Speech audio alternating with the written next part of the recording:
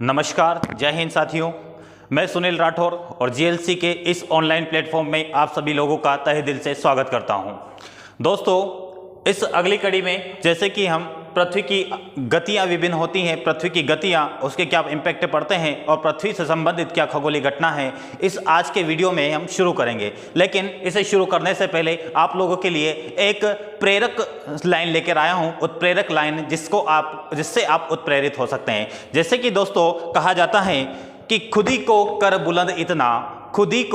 बुलंद इतना कि हर तकदीर के बाद खुदा खुद से पूछे कि बोल तेरी रजा क्या है। तो दोस्तों, आपको उसी प्रकार से अपने कार्यों को, अपने लक्ष्यों को अंजाम देना होगा जिससे कि खुदा को झुकना पड़ जाए और आपसे पूछना पड़े कि बोल चाहता क्या है। क्लियर है दोस्तों? चलिए, अब सेशन की शुरुआत करने से पहले हम आप लोगों को बतला देना चाहते हैं कि GLC MPPSC GLC IAS MPPSC का प्ले स्टोर पर एप्लीकेशन है जिसे आप डाउनलोड कर सकते हैं। डाउनलोड करने के उपरांत आपको कई सारी सुविधाएं वहां पे उपलब्ध होगी। करंट अफेयर्स के पीडीएफ्स, साथ में एमपीपीएससी से संबंधित प्रीलिम्स टेस्ट सीरीज और साथ में अन्य वीडियो आप वहां पर एक्सेस कर पाएंगे। क्लियर दोस्तों? तो गूगल प्ले स्टोर से आप इसे इंस्टॉल कर सकते हैं। चलिए दोस्तों, हम क्लास की शुरुआत करते हैं। जैसा कि आज आप टॉपिक देख पा रहे हैं, पृथ्वी की गतियां। तो पृथ्वी की गतियों के लिए सबसे पहले हम एक चार्ट ड्रॉ करेंगे। क्लियर है दोस्तों?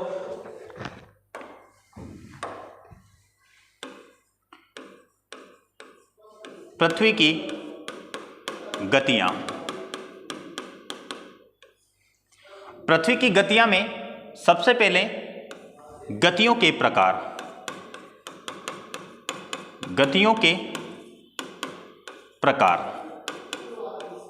फिर हम देखेंगे पृथ्वी से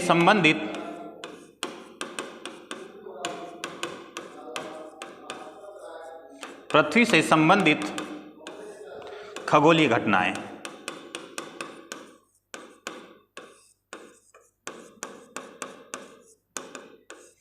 जहां पृथ्वी की गतियों के प्रकार या गतियों के प्रकार कौन कौन से हो सकते हैं, जैसे कि आप जानते हैं परिभ्रमण गति और दूसरा गति होता है परिक्रमण गति। दरअसल दोस्तों, हम परिभ्रमण और परिक्रमण गति के बारे में पूर्व के वीडियो में हम चर्चा कर चुके हैं, लेकिन इसका फिर से यहाँ पर अध्यापन का कार्य क्यों करवाया जा रहा है? इसका खास बात यह है कि हमने वहां तो डेफिनेशन तो देखा था, अब हमें यहाँ पर देखना होगा कि इसका क्या इम्पैक्ट होता है। प्रभाव के बारे में हम चर्चा करेंगे कि परिक्रमण गति और परिभ्रमण गति के क्या प्रभाव होते हैं। क्लियर दोस्तों? तो परिभ्रमण और परिभ्रमण गति के प्रभाव हम जानेंगे और पृथ्वी से संबंधित अन्य खगोलीय घटनाएं, जैसे कि प्रमुख खगोलीय घटना होती है ये। ऐसे खगोलीय घटना तो कई सारी देखने को मिलेगी, लेकिन हमें अपने परीक्षा के दृष्टिकोण से, परीक्षा की उपयोगिता की दृष्टिकोण से प्रमुख खगोलीय घटना देखेंगे, जैसे कि सूर्य ग्रहण,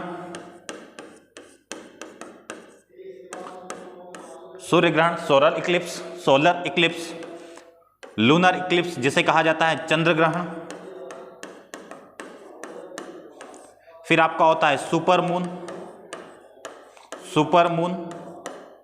सुपरमून के उपरांत आप देखेंगे ब्लू मून के उपरांत ब्लड मून, और अंत में हम इसी टॉपिक के अंतर्गत ज्वार भाटा का अध्ययन करेंगे। क्लियर है दोस्तों? अब हम सबसे पहले देखेंगे कि परिभ्रमण गति क्या है। इसे जानने के लिए एक शब्द में इसको परिभाषित करेंगे, एक लाइन में इसको परिभाषित करते हुए इसके प्रभाव की चर्चा करेंगे। क्लियर है दोस्तों? तो ये हमारा चार्ट होगा। इस चार्ट को हम आज के वीडियो में फिनिश करने का पूरा प्रयास करेंगे। अगर अंततः नहीं हो पाता है तो इसका दूसरा पार्ट लेकर आएंगे। क्लियर है दोस्तों? लेकिन जल्दबाजी नहीं होगी। क्लियर है दोस्तों? यहां पर आपको कई सारी उपयोगी चीजें देखने को मिलेगी। चीजें को ज्यादा डेप्थ में लेकर परीक्षा उपयोगी इसको बनाना, वही हमारा मेन उद्देश्य होता है, वही इस जीएलसी प्लेटफॉर्म, ऑनलाइन प्लेटफॉर्म का उद्देश्य होता है। क्लियर दोस्तों? देखिएगा, सबसे पहले हमने बात किया पृथ्वी की पहली गति जो होती है परिभ्रमण गति। अगर इसे एक शब्द कहें तो ये कौन सी गति होती है? इसे कहा जाता है पृथ्वी की अक्षीय गति। पृथ्वी की अक्षीय गति को ही कहा जाता है परिभ्रमण परिभ्रमण गति। क्लियर है? इसी का दूसरा नाम होता है घूर्णन गति, घूर्णन या रोटेशनल गति, रोटेशन। क्लियर है? अब इसका क्या प्रभाव पड़ता है उसी की हमें चर्चा करना है। प्रभाव क्या पड़ता है? क्लियर है? प्रभाव के अंतर्गत सबसे पहला बिंदु हम देखेंगे दिन एवं रात का होना। दिन एवं रात का होना, इसका पहला प्रभाव हमें दिखाई देगा। हम देखेंगे आखिर दिन रात कैसे होती है। और दिन रात का होना अगर एग्जाम में पूछा जाए कि दिन रात का होना उसका कारण क्या है, क्योंकि ये तो प्रभाव हो गया, इसका कारण क्या है? अगर विकल्प में आपको मिलता है पृथ्वी का झुकाव, पृथ्वी का झुकाव, तो सबसे बेस्ट आंसर कौन सा होगा? पृथ्वी का झुकाव। यदि विकल्प में पृथ्वी का झुकाव न दिया हो और विकल्प में दिया हो परिभ्रमण गति, तो आप किसका चयन करेंगे? परिभ्रमण गति या घूर्णन गति। अगर विकल्प में दोनों मौजूद हो, पृथ्वी का परिभ्रमण गति और साथ में पृथ्वी का घूर्णन, पृथ्वी का झुकाव, दोनों अगर लिखा हो, दोनों विकल्प में मौजूद हो, तो आपको बेस्ट विकल्प के रूप में इसी का चयन करना पड़ेगा। ध्यान रखिएगा दोस्तों। लेकिन यह प्रभाव इनडायरेक्टली पृथ्वी के परिभ्रमण गति के कारण भी पड़ता है, इसलिए हमने इसको मेंशन किया है। दूसरा दोस्तों आप देखेंगे कि पृथ्वी की परिभ्रमण गति के कारण दूसरा प्रभाव क्या पड़ सकता है। क्लियर है? देखेंगे हम यहां पर परिभ्रमण गति के अंतर्गत देख सकते हैं कि पृथ्वी का परिभ्रमण गति होगा तो पृथ्वी से संदर्भित कौन सी घटना घटित हो सकती है, जिसे आप कहेंगे पृथ्वी पर या पृथ्वी के सापेक्ष आप कह सकते हैं, पृथ्वी के सापेक्ष अन्य आकाशीय पिंडों की गति, अन्य आकाशीय पिंडों की गति पूर्व से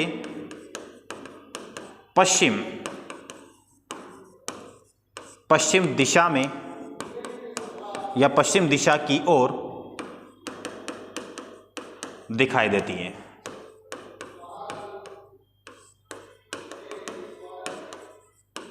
यदि आप अन्य खगोलीय पिंडों को देखेंगे, अन्य आकाशीय पिंडों को देखेंगे पृथ्वी के संदर्भ में, पृथ्वी से अन्य आकाशीय पिंडों को आभासी गति दिखाई देगी, क्योंकि पृथ्वी जो घूर्णन करती है, पृथ्वी की घूर्णन गति कैसे होती है आपकी? पश्चिम से पूर्व, पश्चिम से पूर्वी दिशा में इसकी गति होती है, इसलिए अन्य आकाशीय पिंड आपको दूसरी दिशा में गति करते हुए दिखेंगे, जिसे आप कहेंगे कि अन्य आकाशीय पिंडों की गति पूर्व से पश्चिम दिशा में होगी। लेकिन कैसी गति होगी?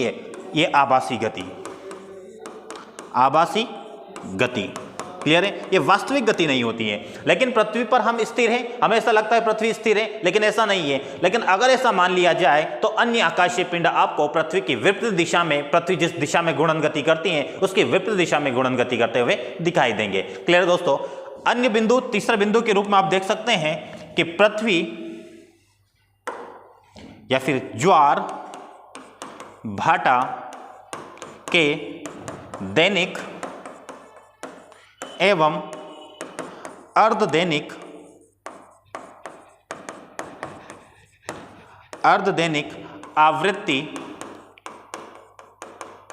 आवृत्ति में अंतर का होना। क्लियर दोस्तों? एक अन्य प्रभाव क्या हो सकता है कि ज्वार भाटे की दैनिक और अर्धदैनिक आवृत्ति में अंतर होना। जैसे कि दैनिक ज्वार भाटे की बात करें तो दैनिक ज्वार भाटे के आने की अवधि होती है 24 घंटे 56 मिनट की देरी से। वहीं अर्धदैनिक ज्वार की जो अंतराल होता है, समय का अंतराल अर्धदैनिक ज्वार के लिए, वो होता है आपका 12 घंटे 26 मिनट की देरी से आता है। 12 घंटे के बाद 26 मिनट और लेता है। क्लियर है दोस्तों? तो ऐसी अवधि में अंतर आने का कारण है एक तो पृथ्वी का परिभ्रमण गति, दूसरा चंद्रमा का घूर्णन एवं परिभ्रमण गति, परिक्रमण और परिभ्रमण गति चंद्रमा का, और पृथ्वी का हो जाएगा परिभ्रमण गति। इन तीनों के कारण पृथ्वी पर आने वाले ज्वार भाटे की आवृत्ति में अंतर पाया जाता है, जो कि हमें दैनिक और अर्धदैनिक आवृत्ति के रूप में देखने को मिलता है। तो ये प्रमुख इसके क्या हो सकते हैं, आप प्रभाव मान सकते हैं कि पृथ्वी की घूर्णन गति के कारण यह इंपैक्ट पड़ता है। क्लियर है दोस्तों? अब आगे हम चर्चा करेंगे कि परिक्रमण गति के कारण क्या इंपैक्ट पड़ता है। क्लियर है? परिक्रमण गति के कारण। तो आगे अगले स्लाइड में देखेंगे। दूसरा गति का प्रकार परिक्रमण गति। Revolution motion. अब ये क्या होता है, अगर एक शब्द में कहें, पृथ्वी की सूर्य के सापेक्ष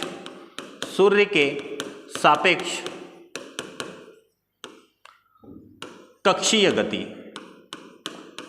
गति को क्या कहा जाता है? सूर्य के सापेक्ष पृथ्वी की कक्षीय गति को परिक्रमण गति कहा जाता है, जिसे रिवोल्यूशन मोशन कहा जाता है। क्लियर दोस्तों? अब इसका क्या इंपैक्ट पड़ता है, इसका प्रभाव क्या है?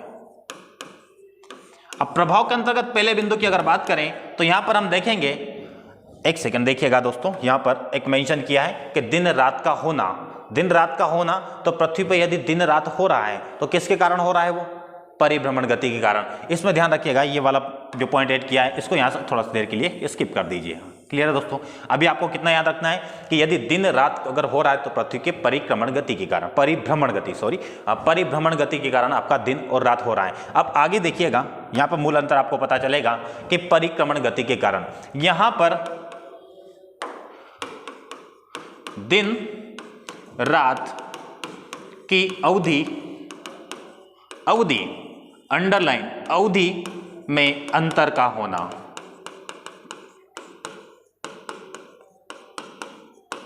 दिन या रात की अवधि में अंतर का होना डायरेक्ट क्वेश्चन बनता है, तो यहां बोलना होगा आपको पृथ्वी का झुकाव।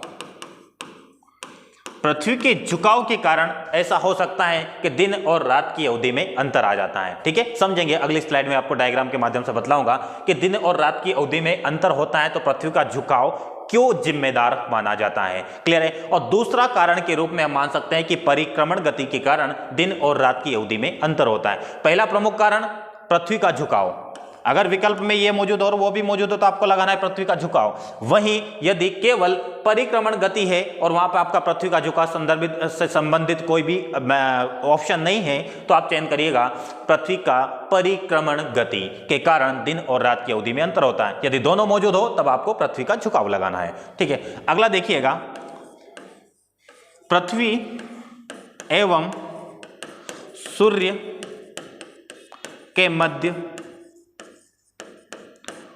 उपसौर एवं अपसौर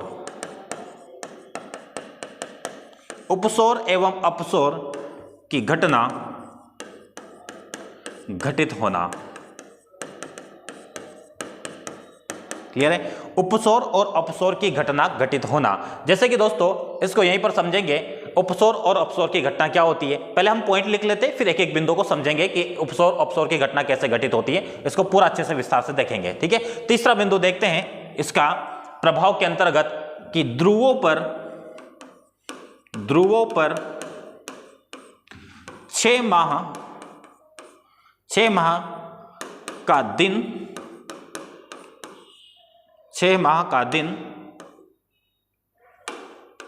एवं 6 माह की रात होना। क्लियर है? और चौथे बिंदु के रूप में देखेंगे ऋतु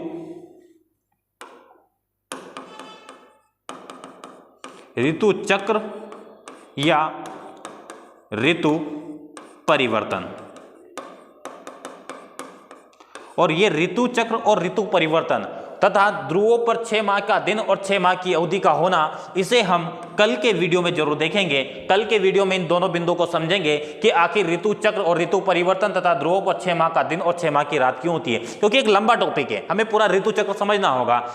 21 जून को क्या होता है, 22 मार्च को क्या होता है, 23 सितंबर को क्या होता है, 22 दिसंबर को कैसी स्थिति होती है। तो 4 तिथियों की स्थिति को मद्देनजर रखते हुए हम ऋतु चक्र को समझेंगे कि कब बसंत विषव होगा, कब शरद विषव होगा, कब मकर संक्रांत होगा, कब शरद संक्रांत होगा। क्लियर दोस्तों? इसको हम ऋतु चक्र के अंतर्गत पढ़ेंगे। क्लियर है? तो यहां पर हम ऋतु चक्र और ध्रुवों पर 6 माह का दिन और 6 माह की रात को समझेंगे नहीं, क्योंकि इसको हम कल वाले वीडियो में समझेंगे। क्लियर दोस्तों? तो आज हमें दिन रात की अवधि का अंतर कैसे होता है, पृथ्वी और सूर्य के मध्य उपसौर अपसौर कैसे होता है, ये जानेंगे। साथ में 5वें बिंदु के रूप में देखिएगा, 5वीं विशेषता, 5वां प्रभाव, इसका 5वां प्रभाव होगा कि सूर्य की किरणों का सीधा एवं तिरछा पृथ्वी की सतह पर आपतित होना। क्लियर है? सूर्य की किरण तिरछी होगी या फिर सीधी होगी, यह भी निर्भर करता है कि सूर्य पृथ्वी के किस दिशा में रोटेट कर रहा है या फिर किस दिशा में यह परिक्रमण कर रहा है, रिवोल्यूशन कैसे कर रहा है। क्लियर है? सूर्य के चारों ओर पृथ्वी की गति किस प्रकार हो रही है, उसी पर निर्भर करता है कि सूर्य की किरणें सीधी होगी या तिरछी होगी। यह पांचवा प्रमुख बिंदु हो जाता है। तो एक बार देखिएगा दोस्तों, दिन रात की अवधि में अंतर का होना, इसे समझ लेते हैं। दिन रात की अवधि में पृथ्वी का झुकाव कैसे निर्भर करता है। जैसे कि दोस्तों, यह है आपका सन और यह रही आपकी पृथ्वी, यह आपकी पृथ्वी अर्थ। क्लियर है? और यदि मान लिया जाए कि आपका इस पॉइंट पर नॉर्थ पोल है और इस बिंदु पर आपका साउथ पोल है, दोनों को अगर मिला दिया जाए तो ये रेखा आपकी, अब सूर्य से जो प्रकाश प्राप्त होगा आपको इसी के मध्य प्राप्त होगा। क्लियर है? और इस भाग में प्राप्त होगा, मैंने कहा कि ये आपकी विषुवत रेखा, ये आपकी कर्क रेखा, ये आपका आर्कटिक व्रत, मकर रेखा, मकर रेखा के बाद आप देखेंगे अंटार्कटिक व्रत और ध्रुव। अब देखिएगा, ये वाला भाग पूरा सूर्य के प्रकाश में है, ये आपको भाग दिखाई दे रहा है, इस सूर्य के प्रकाश में ये वाला भाग आधा भाग, और आधा भाग किस में हो गया आपका अंधकार में हो गया। यह वाला आधा भाग आपका डार्क, ये वाला भाग आपका पूरा क्या है अप्रकाशित, जबकि ये वाला भाग क्या हो गया आपका प्रकाशित। तो प्रकाशित भाग सभी रेखा को देखिए बराबर दो भागों में विभाजित कर रही है, बराबर दो भागों में। इसका मतलब दिन और रात की अवधि सभी जगह बराबर है, दिन और रात की अवधि सभी जगह बराबर होना चाहिए। पर कब? जब पृथ्वी अपने एक्सिस पर झुकी हुई ना हो। लेकिन अगर आप देखेंगे कि पृथ्वी अपने अक्ष पर झुकी हुई है, पृथ्वी अपने अक्ष पर, यहां पर मून देख लीजिए, सन देख लीजिए, और यहां पर आप देखिएगा ये आपका अर्थ। लेकिन आपको पता है कि अर्थ जो कि अपने एक्सिस पर झुकी हुई है, यहां पर कितना झुका हुआ है आपका 23.5 डिग्री, 23.5 डिग्री झुका होने के कारण अब देखिएगा यहां पर एक ये रेखा ड्रॉ की आपकी, ये कौन सी हो गई विषुवत रेखा, कलर चेंज कर लेते हैं, विषुवत रेखा, ये आपकी कर्क रेखा, ये आपकी आर्कटिक व्रत, मकर रेखा, और ये हो जाएगा आपका अंटार्कटिक व्रत। अब देखिएगा यहां पर आप देखने को मिलेगा आपको कि यह रेखा इतना प्रकाशित भाग में नहीं है, बिल्कुल भी प्रकाशित भाग में नहीं है।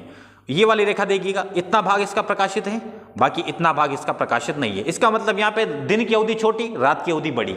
ये विषुवत रेखा जो है आप इसको बराबर दिखेगा, बराबर दो भागों में विभाजित हो रही है, तो हम कहेंगे कि ये रेखा पे 12 घंटे का दिन और 12 घंटे की रात होती है। जबकि आप फिर देखेंगे यहाँ पर क्या हो जाएगा, दिन बड़ा, यहाँ तक आपको दिन दिखाई देगा, जबकि ये वाली आपकी अवधि हो जाएगी रात की। क्योंकि जो ये व्रत आपको दिख रहा है, ये वाला जो व्रत देख पा रहे हैं आप, ये व्रत, सॉरी दोस्तों,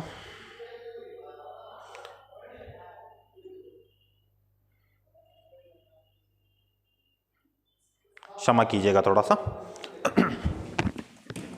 चलिएगा, देखिएगा थोड़ा सा कॉल आ गया था, माफी चाहते हैं। चलिए देखिएगा, अब इसको मान लीजिए आप, ये क्या है आपका प्रकाशित भाग और अप्रकाशित भाग को अलग करने वाला व्रत, जिसे आप प्रदीप्ति व्रत कहते हैं, प्रदीप्ति व्रत।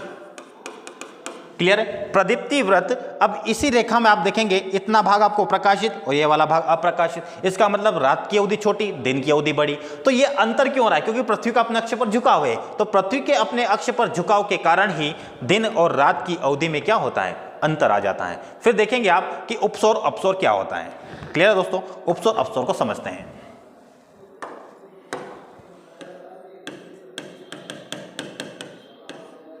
और एक होता आपका अपसौर। देखिएगा, ये आपका सन, यह आपकी पृथ्वी, और यह पृथ्वी सूर्य के चारों ओर दीर्घवृत्तीय कक्षा में चक्कर लगाती है, दीर्घवृत्तीय कक्षा।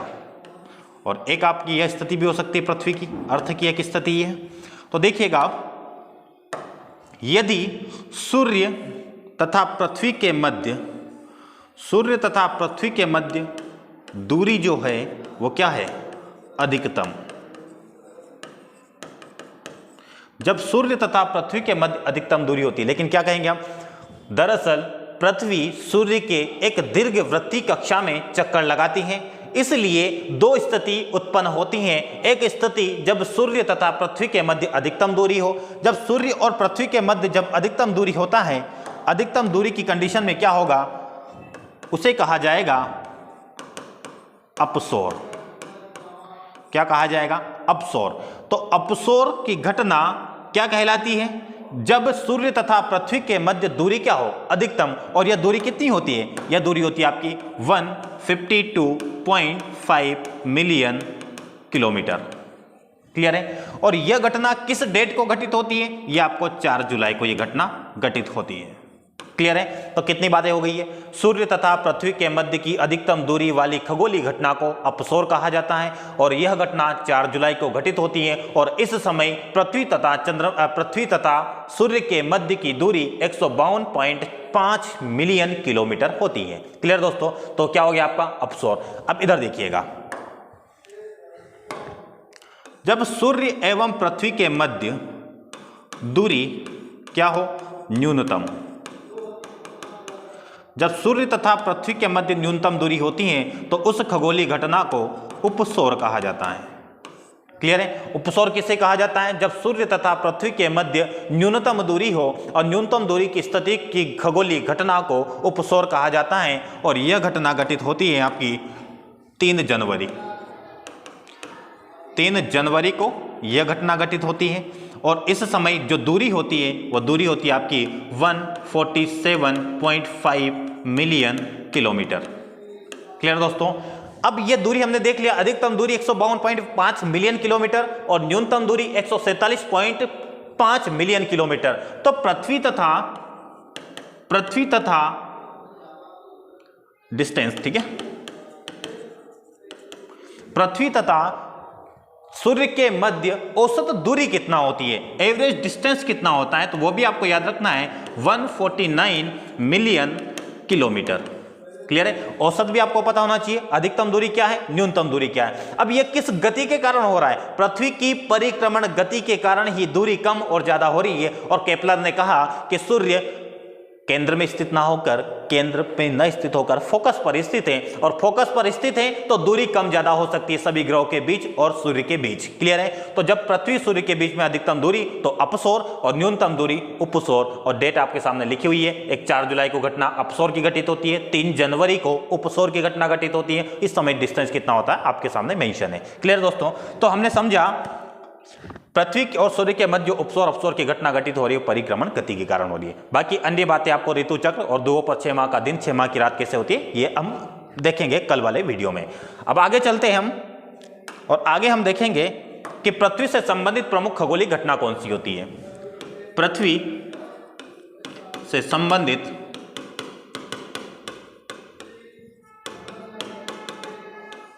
प्रमुख खगोलीय घटनाएं।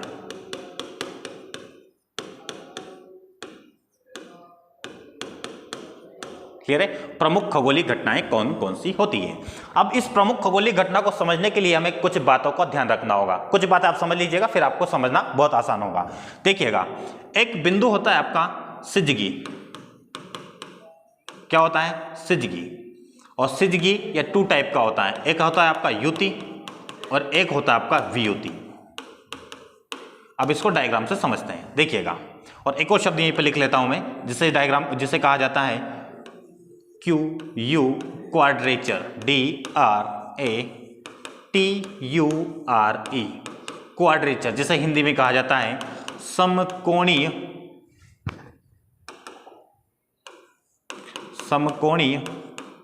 स्थिति। क्लियर है। इन बिंदुओं को समझते हैं। देखिएगा, जब ये आपका सन, ये है आपका मून, ये आपका पृथ्वी, और हो सकता मून यहां ना होकर यहां पर भी हो सकता है। क्लियर है। अब देखिएगा, जब सूर्य पृथ्वी और चंद्रमा, सूर्य पृथ्वी और चंद्रमा जब एक ही रेखा पर स्थित हो, एक ही तल पर,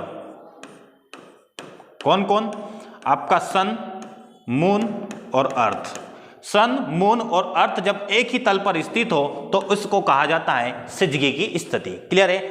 चंद्रमा, सूर्य और पृथ्वी, चंद्रमा, पृथ्वी और सूर्य जब एक ही स्थिति पर होंगे तब उसे कहा जाएगा सिजगी की स्थिति। और सिजगी दो टाइप का होता है, टू टाइप का। एक युति, जब, अब देखिएगा यहां पर सिर्फ हमने एक तल बताया, एक क्षैतिज तल पर ही जब सूर्य, चंद्रमा और पृथ्वी स्थित होगा, क्रम कुछ भी हो सकता है, पृथ्वी या तो यहां, चंद्रमा या तो यहां रहे या फिर यहां रहे, लेकिन एक क्षैतिज तल पर होना चाहिए, उसे सिजगी की स्थिति कहा जाता है।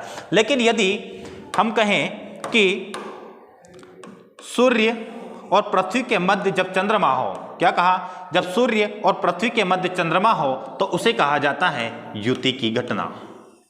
क्या कहा जाता है? युति की घटना। जब सूर्य तथा पृथ्वी के मध्य चंद्रमा आ जाता है और एक तल पर स्थित होते हैं तो उसे कहा जाता है युति। और वहीं जब आप देखेंगे कि सूर्य,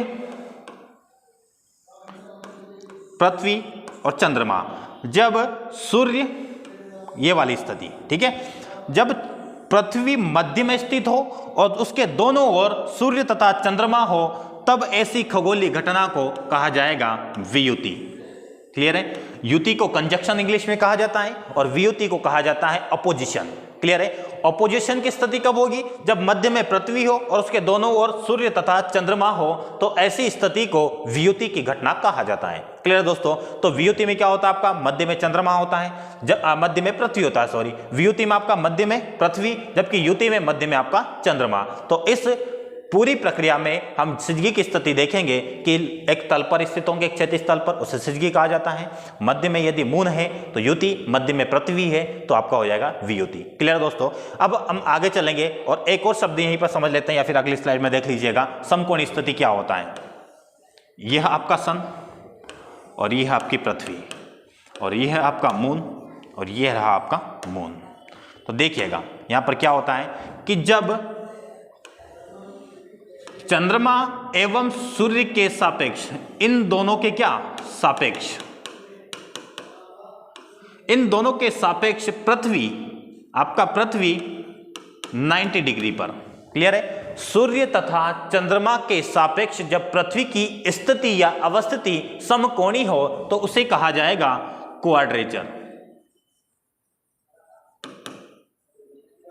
क्वाड्रेचर, क्लियर है? तो क्वाड्रेचर क्या होता है? पृथ्वी समकोणीय स्थिति पर हो, किसके? सूर्य तथा चंद्रमा के सापेक्ष, तो उसे क्वाड्रेचर कहा जाता है। ये ध्यान रखिएगा। अब हम आगे चलेंगे जिसमें हम जानेंगे, जैसे अपने हेडिंग लिखा है कि पृथ्वी से संबंधित प्रमुख खगोलीय घटना, और सबसे पहली खगोलीय घटना होगी हमारी सूर्य ग्रहण।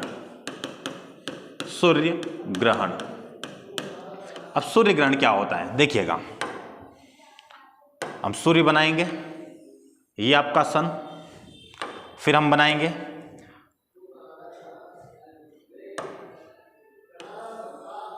ये आपका मून, फिर हो जाएगा आपका हरा भरा पृथ्वी, ये हो जाएगी आपकी अर्थ। क्लियर है? अब देखते हैं,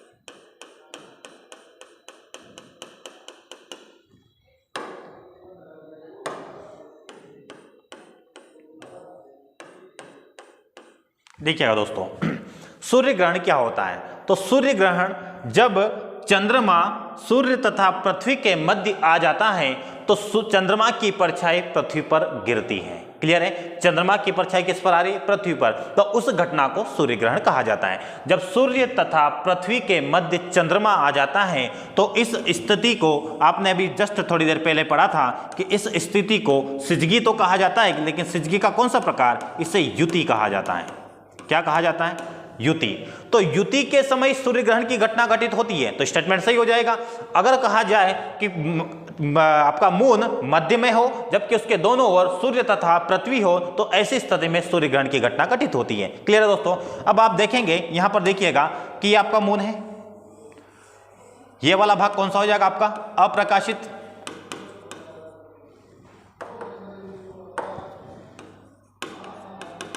और ये वाला भाग कौन सा आपका प्रकाशित।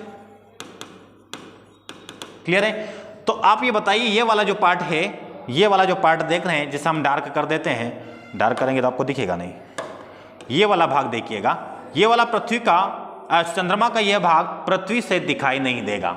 इसलिए जब चंद्रमा का यह भाग दिखाई नहीं देता तो उसे कहा जाता, उस तिथि को, इसी को कहा जाता है अमावस्या। अमावस्या। क्लियर है। अब देखिएगा अमावस्या के समय सूर्य ग्रहण की घटना घटित होती है, बात सही हो जाएगी। युति के समय सूर्य ग्रहण की घटना घटित होती है, यह भी सही हो जाएगा।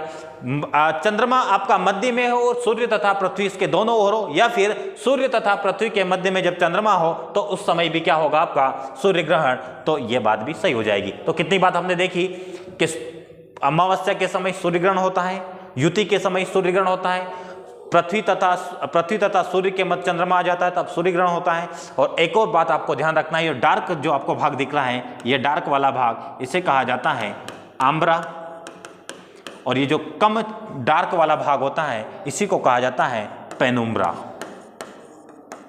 क्लियर है। तो आम्ब्रा और पेनुम्ब्रा की घटना भी कहां पे घटित होती है, सूर्य ग्रहण में। तो आपको कैसे बोलना है, सबसे पहले बताना होगा कि चंद्रमा मध्य में है, सूर्य तथा पृथ्वी उसके दोनों ओर है, तो सूर्य ग्रहण की घटना घटित होती है जो कि अमावस्या के समय घटित होती है। लेकिन प्रत्येक अमावस्या को सूर्य ग्रहण हो ऐसा आवश्यक नहीं है। ध्यान रखिएगा दोस्तों कि प्रत्येक अमावस्या को सूर्य ग्रहण हो ऐसा कहना बिल्कुल गलत होगा, लेकिन जब भी सूर्य ग्रहण होगा उस समय आपकी अमावस्या होगी। क्लियर है। ध्यान से सुनिएगा, प्रत्येक सूर्य ग्रहण के समय आपका अमावस्या का दिन ही होगा, लेकिन प्रत्येक अमावस्या को आपका सूर्य ग्रहण हो ऐसा आवश्यक नहीं है। ये ऐसा क्यों हो जाता है, क्योंकि पृथ्वी और चंद्रमा, पृथ्वी का घूर्णन और परिभ्रमण काल में अंतर होने के कारण ऐसी घटना घटित होती है। क्लियर है।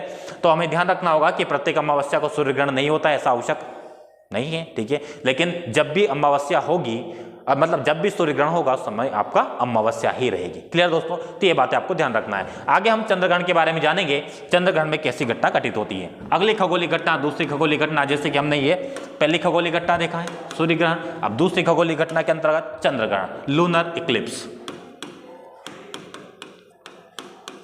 चंद्रग्रहण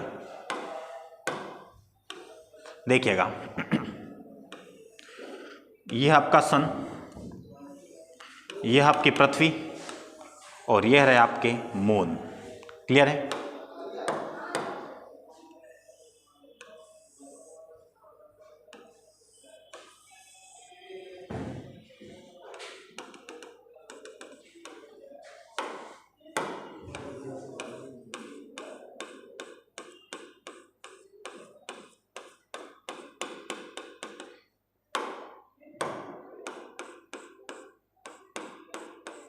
अब देखिएगा दोस्तों यहां पर कौन सी घटनाक्रम घटित हो रही है।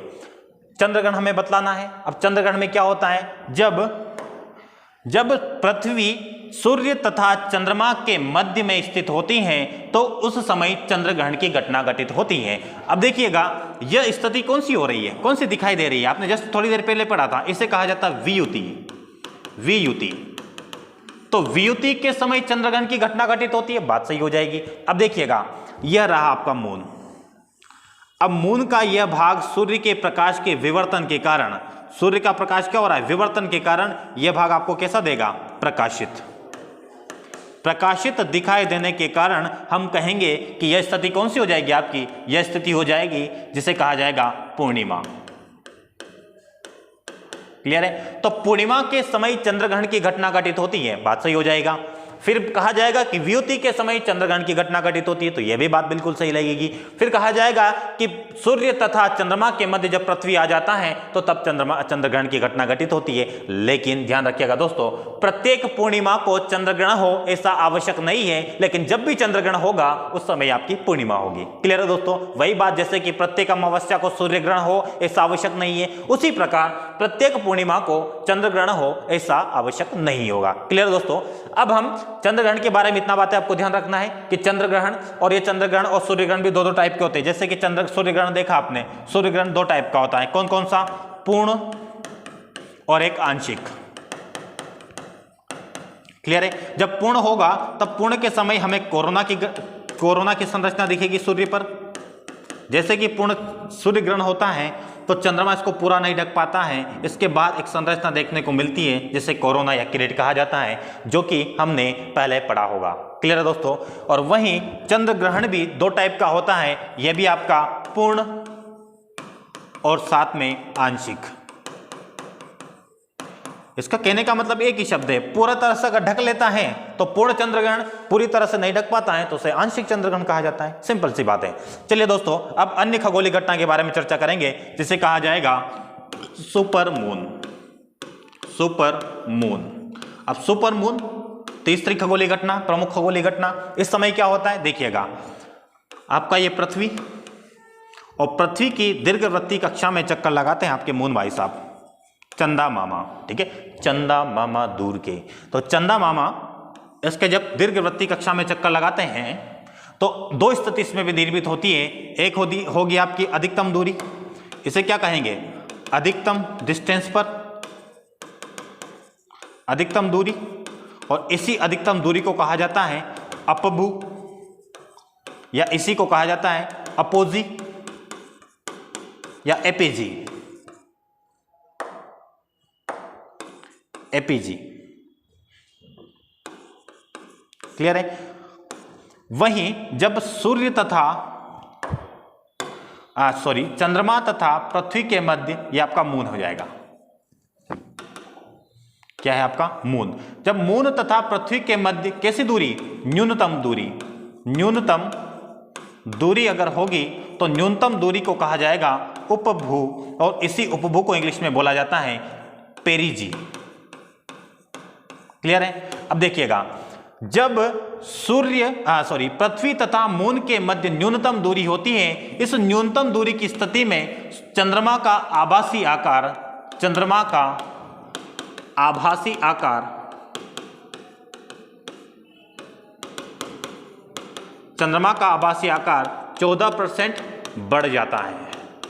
वहीं चंद्रमा की चमक, चंद्रमा का चमकीलापन 40%, इसको सही से लिख देते हैं, 40%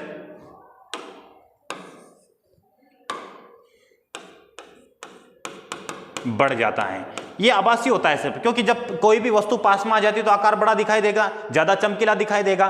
तो सुपर मून को कैसे परिभाषित कर सकते हैं, ऐसी खगोलीय घटना जिसमें हम कह सकते हैं कि जब पृथ्वी तथा चंद्रमा के मध्य न्यूनतम दूरी की स्थिति होती है, तो ऐसी स्थिति में चंद्रमा का आकार या आभासी आकार 14% बढ़ जाता है तथा उसका चमकीलापन 40% बढ़ जाता है, तो उस खगोलीय घटना को सुपर मून कहा जाता है, जो कि उपभू के समय घटित होती है। इसलिए इसे पेरिजी मून भी कहा जाता है।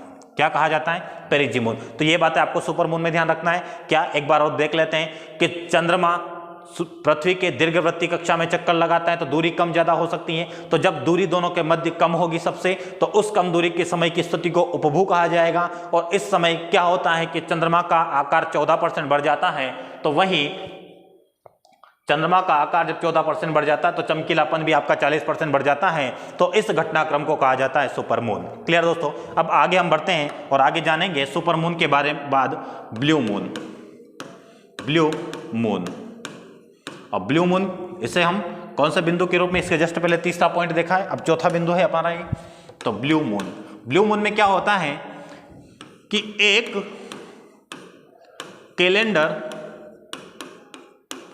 कैलेंडर माह में 2 पूर्णिमा आ जाए। एक कैलेंडर माह में जब 2 पूर्णिमा आ जाती हैं तो उसी को कहा जाता है ब्लू मून की स्थिति। और ब्लू मून में जो 2 पूर्णिमा होती हैं, इनका समय अंतराल क्या होता है, समय अंतराल होता है 29.5 डेज। तो बताइए कौन सा माह है, फरवरी वाला माह, फरवरी में ब्लू मून की घटना घटित होगी या नहीं होगी? नहीं होगी। ब्लू मून नहीं दिखेगा, नहीं दिखाई देगा। क्लियर है, क्योंकि वहां पे या तो मैक्सिमम 29 डेज हो सकते हैं, 28 होते हैं, इसलिए चाहिए कितने आपको 29.5, तो नेक्स्ट मंथ लग जाएगा।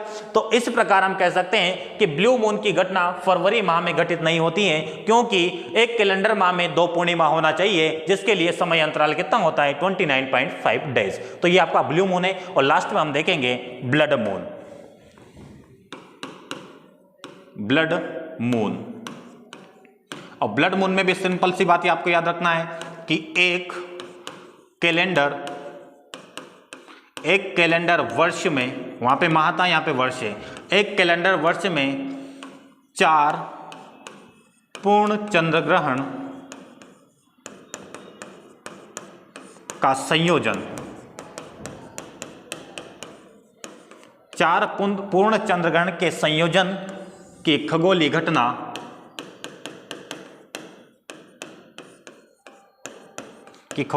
को ब्लू मून कहा जाता है, ब्लड मून कहा जाता है। और ब्लड मून का एक और नाम आपको याद रखना है, ब्लड मून का एक और नाम हो जाएगा टेट्राड, इसको टेट्राड भी कहा जाता है। क्लियर दोस्तों, तो इतनी बातें आपको ध्यान रखना है। जैसे कि हम चार्ट में लेके चलते हैं फर्स्ट वाले,